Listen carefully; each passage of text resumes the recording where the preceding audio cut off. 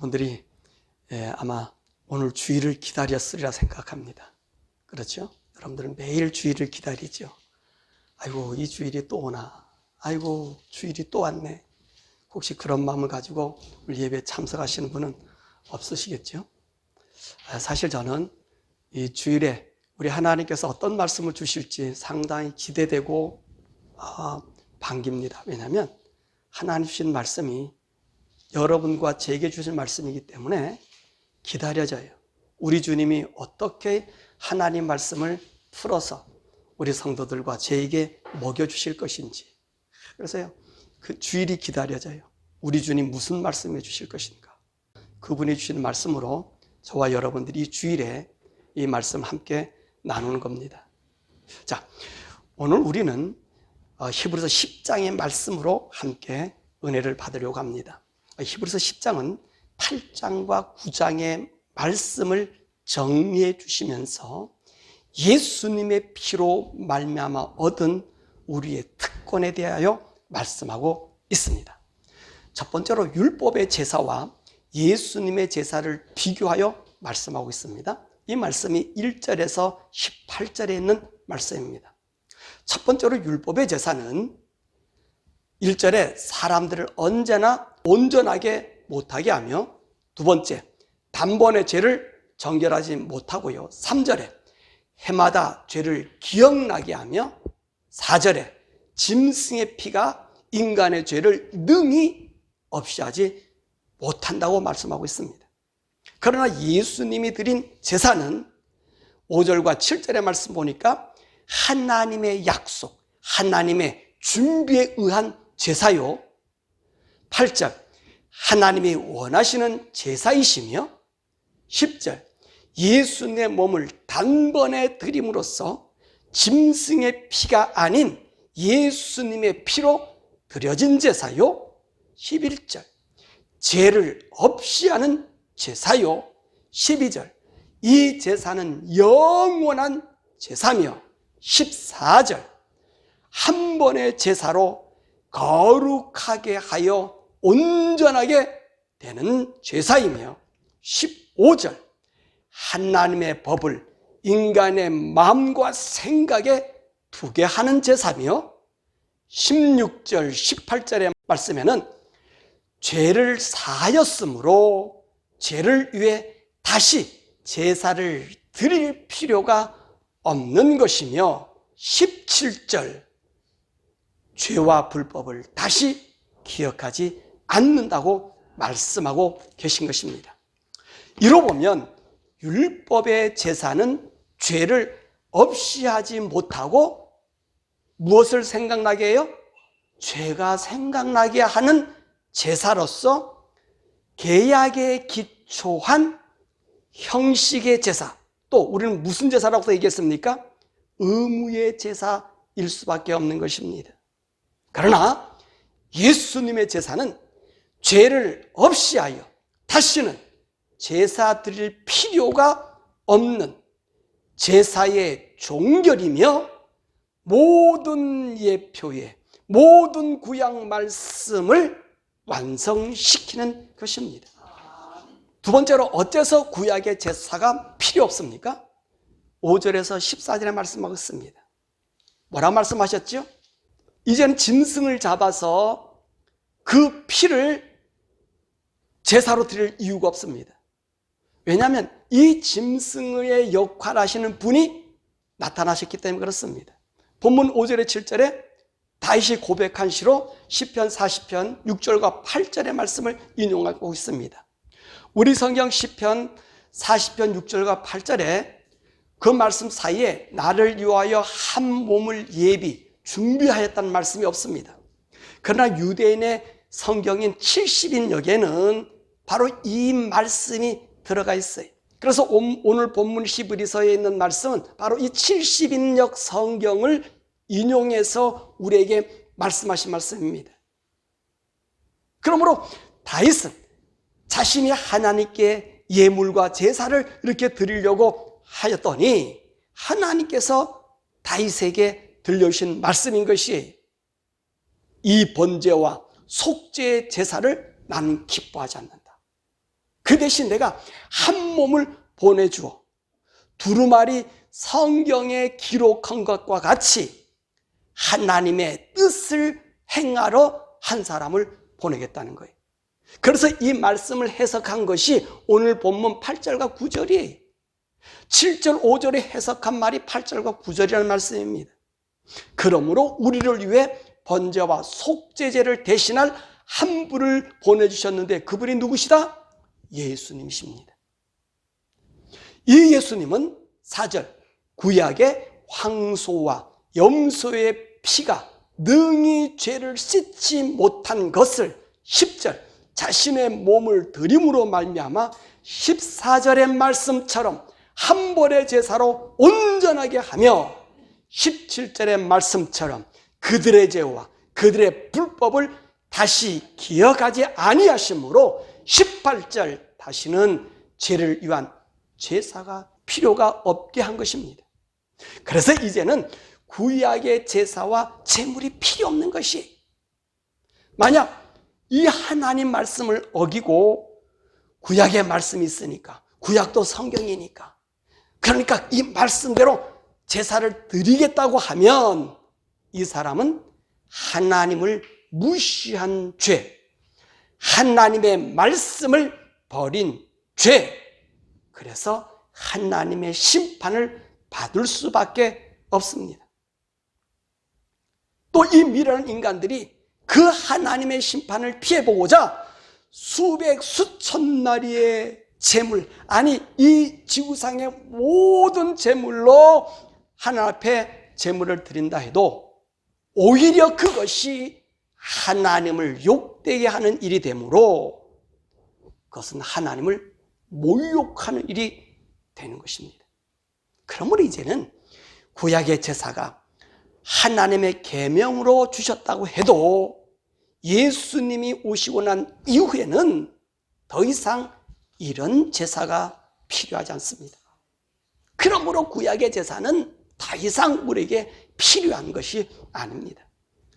세 번째로, 그렇다면 구약의 제사가 더 이상 필요 없다면 우리 죄 용서와 구원을 받음을 어떻게 알 수 있느냐는 것입니다.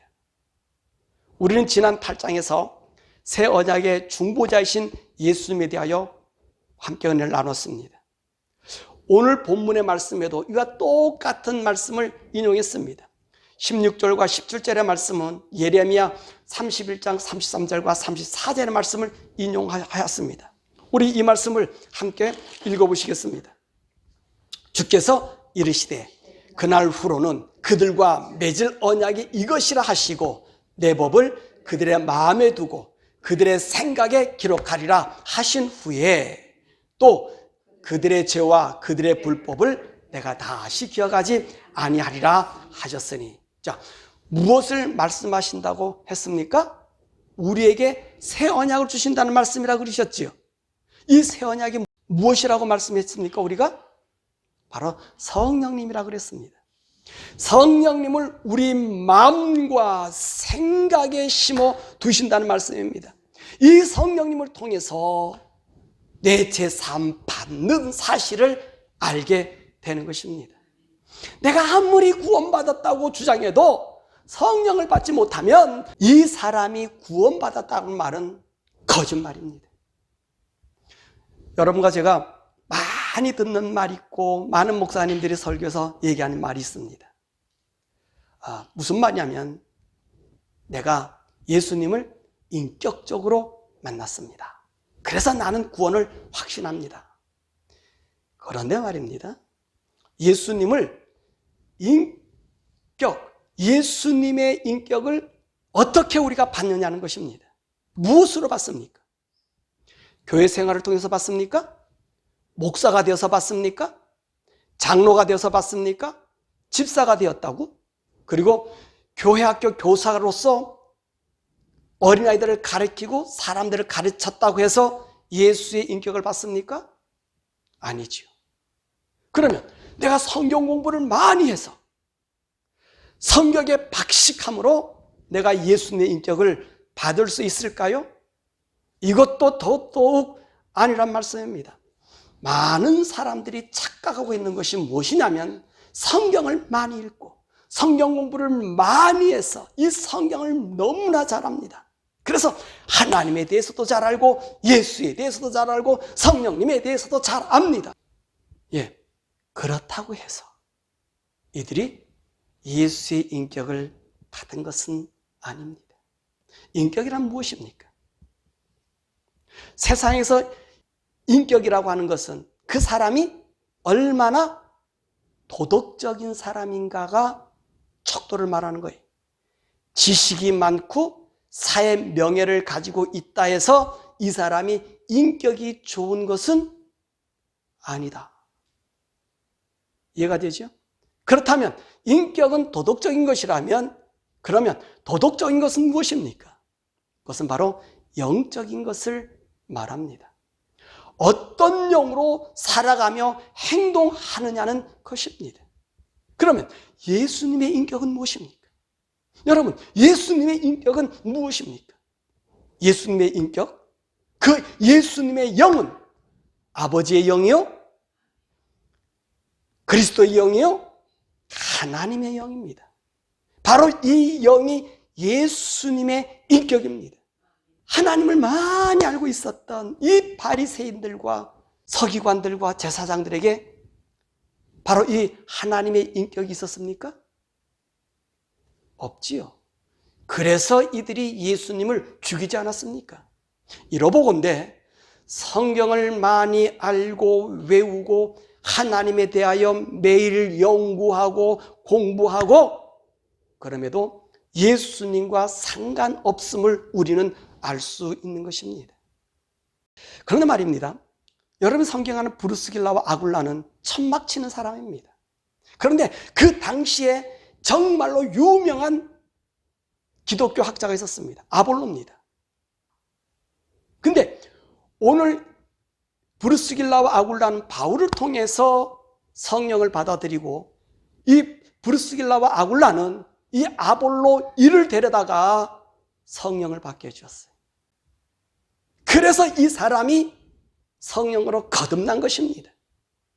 그러므로 우리가 예수님을 인격으로 만났다는 말은 내가 성령님을 내 속에 모셨다는 말로 내가 거듭난 체험을 하였다는 말입니다.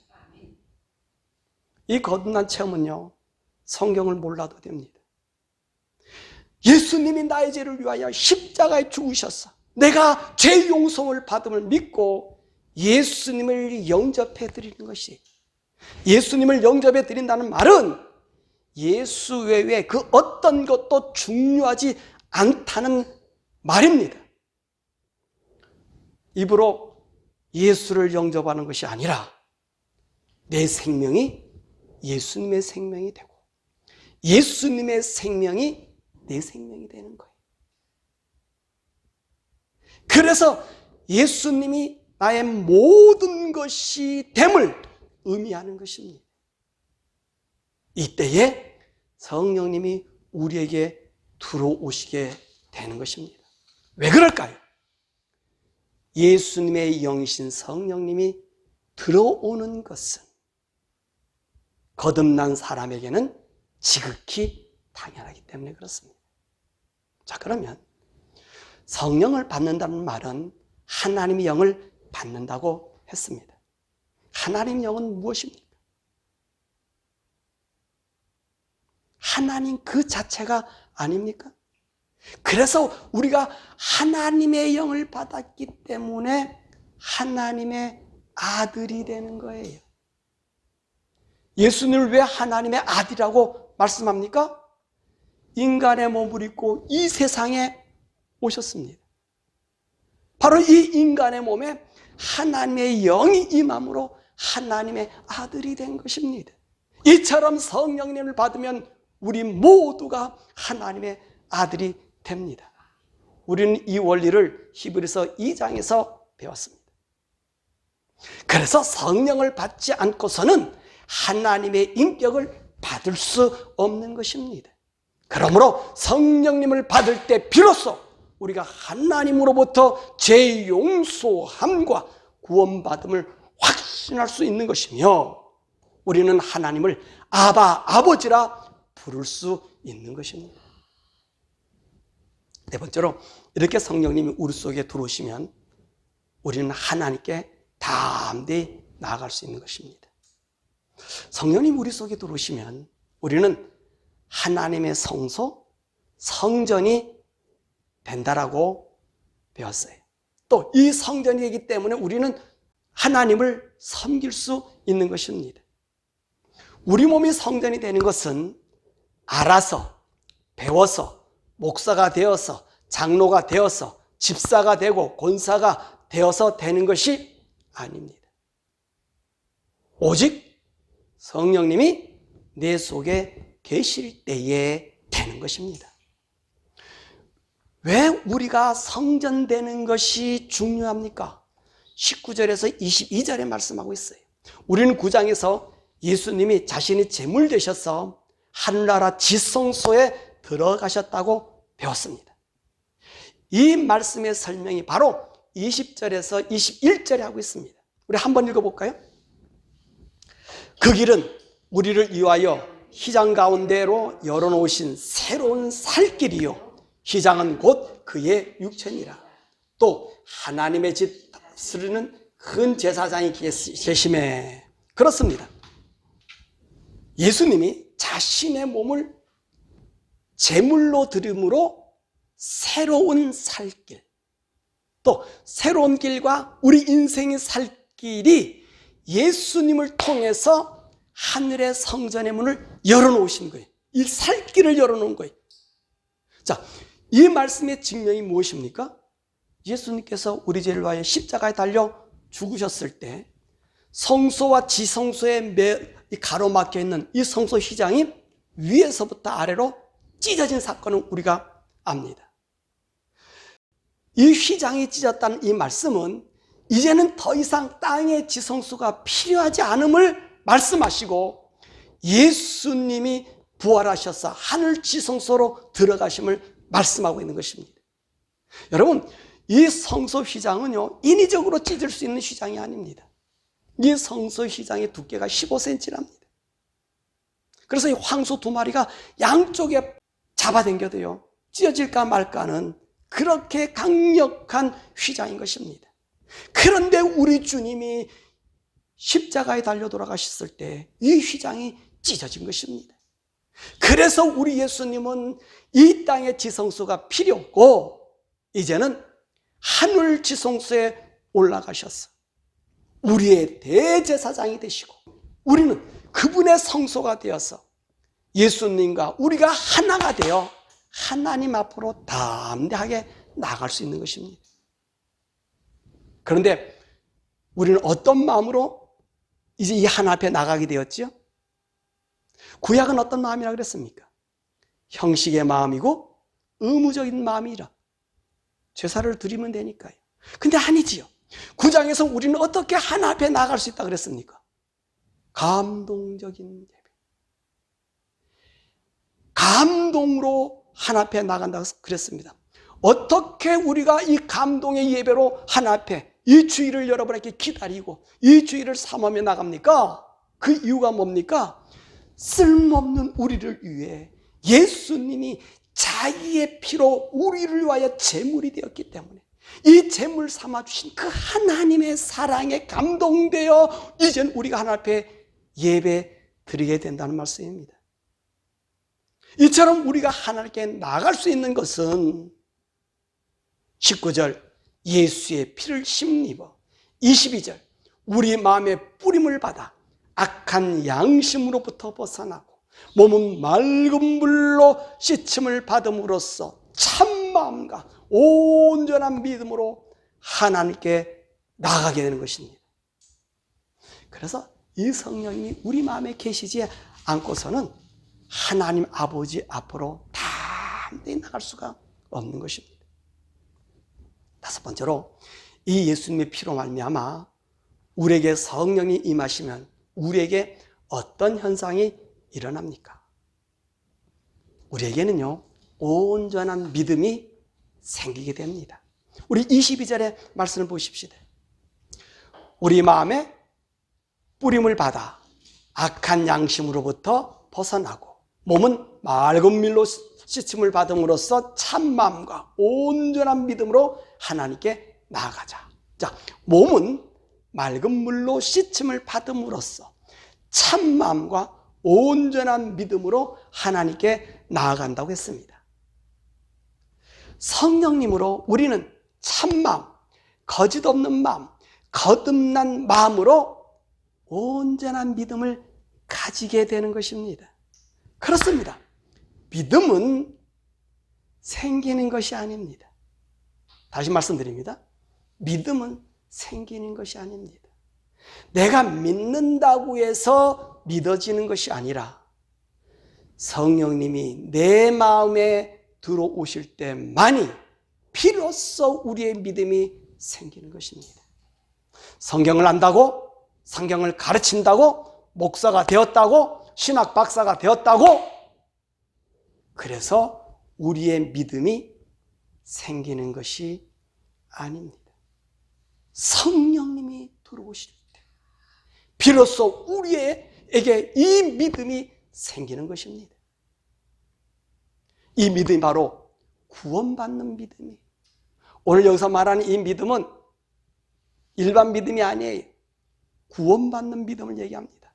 이 말씀이 바로 39절에 말씀하고 있습니다. 우리 39절 함께 읽어보시겠습니다.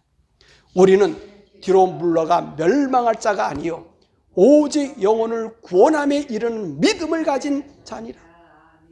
그러므로 결코 성령님이 아니고서는 우리의 영생의 믿음, 구원의 믿음을 가질 수 없는 것입니다.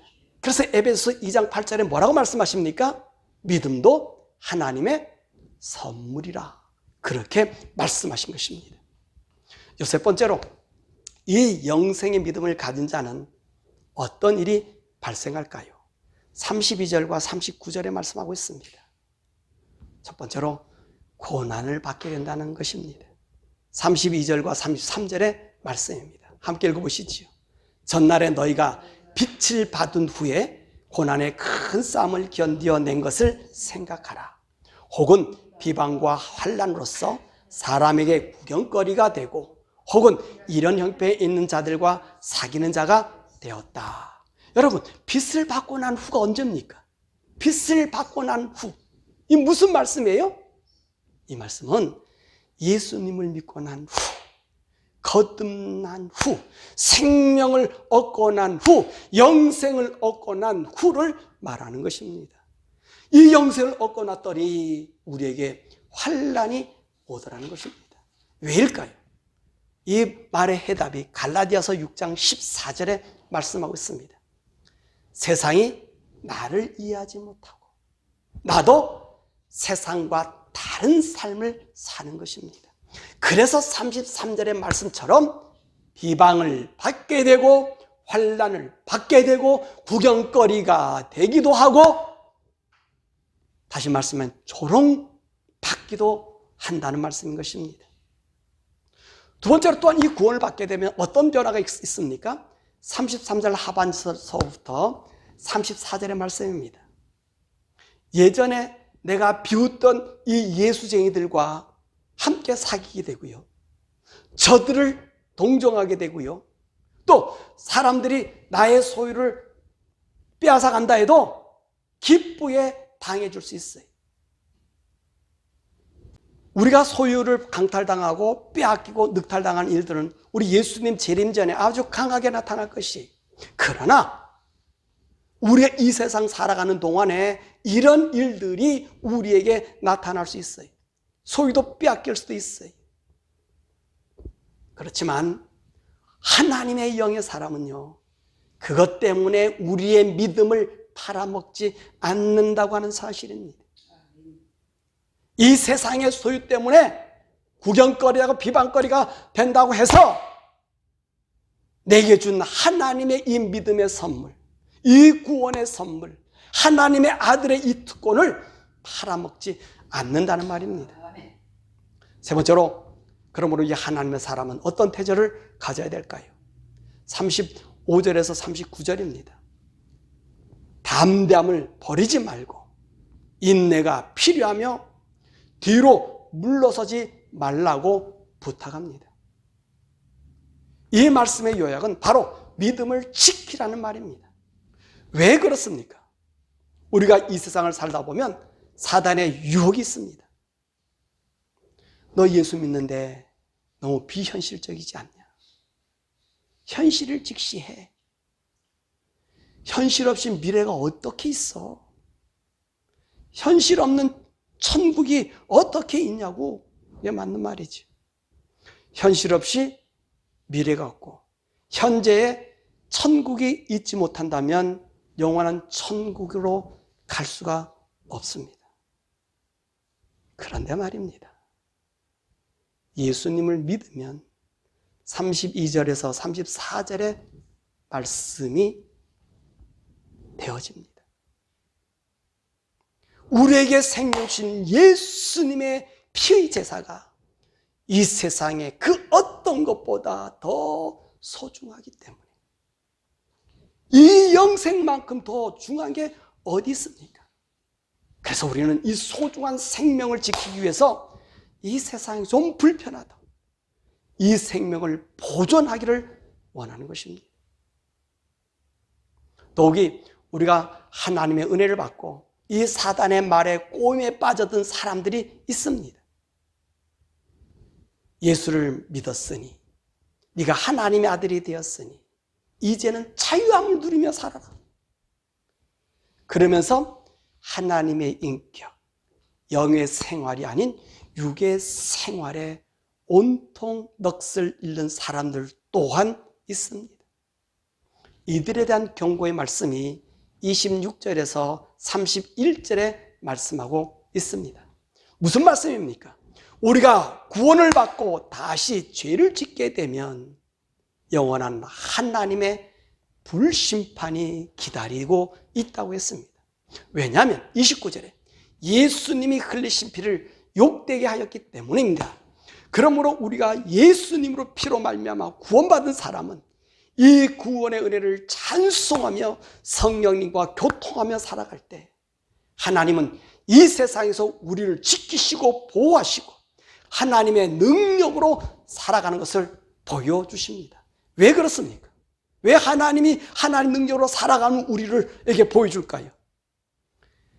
자신의 아들의 피로 우리에게 영생을 주셨어. 하나님의 아들로 변화시켜 주셨기 때문입니다. 그리고 우리 예수님 우리에게 말씀하지 않으셨습니까? 내가 네 안에 있고 네가 내 안에 있어서 너와 내가 함께 먹고 마시겠다고 약속하셨기 때문에 그렇습니다. 아멘. 그러기에 우리는 사단의 꼬임에 빠져서 우리의 영원한 구원의 생명의 가치를 손상하는 이 세상에 타협해서 나가는 일들이 없어야 될 줄 믿습니다. 말씀을 냈습니다. 우리는 예수님의 피로 말미암아 성령님으로 하나님의 인격을 받은 하나님의 자녀가 되었습니다. 우리 하나님의 자녀들은 하나님의 인격을 받은 하나님의 영의 사람입니다. 이 땅의 사람들은 영의 사람들의 삶을 이해할 수 없습니다. 어쩌면 바보 같고 미련해 보이고 속여 먹기도 좋고 마음대로 해도 될 것 같은 그런 사람으로 보입니다. 그러나 이들이 바보라서 미련해서가 아닙니다. 하늘의 비밀을 가지고 있기 때문에 이 영원한 세계복을 빼앗기지 않기 위해서 이 땅에서 바둥바둥 거리지 않는 것입니다. 그래서 고난을 당하고 어려움을 당하고 손해도 보지요. 그런데 이들에게는요, 세상이 알지 못하는 비밀이 있습니다. 34절과 39절에 말씀하고 계셔요. 예수님이 이 땅에 재림하시는 날, 아주 그 장이 기다리고 있기 때문인 것입니다. 그래서 이들은 의의 삶을 포기하지 않는 거예요. 이 의인의 삶이 무엇입니까? 하나님의 영, 하나님의 인격을 포기하지 않는 것입니다. 세상의 어려움에 대해 담대하게 나갑니다. 이는 하나님의 뜻을 행한 후에 무엇 때문에? 약속을 받기 위함이라고 말씀하는 것입니다. 그래서 예수님의 피로 말미암아 하나님의 자녀된 이 영생의 사람은 23절과 25절의 말씀처럼 하나님을 믿으며 믿는 도리의 소망을 굳게 잡고 서로 돌보고 격려하며 어떤 형편에서든지 하나님께 예배하는 일인 모이기를 힘쓰고 세상을 따라 살지 않는 그것입니다. 참으로 바라고 원하기는 우리 성도들이 예수님의 피로 말미암아 성령을 받아 하나님의 아들이 되었고 이 아들됨의 영광의 특권을 온전한 믿음으로 지켜 우리 예수님 다시 오실 때 영원히 시들지 않는 영광의 면류관 그 큰 상 받는 성도가 되시길 우리 주 예수 그리스도 이름으로 간절히 축원합니다.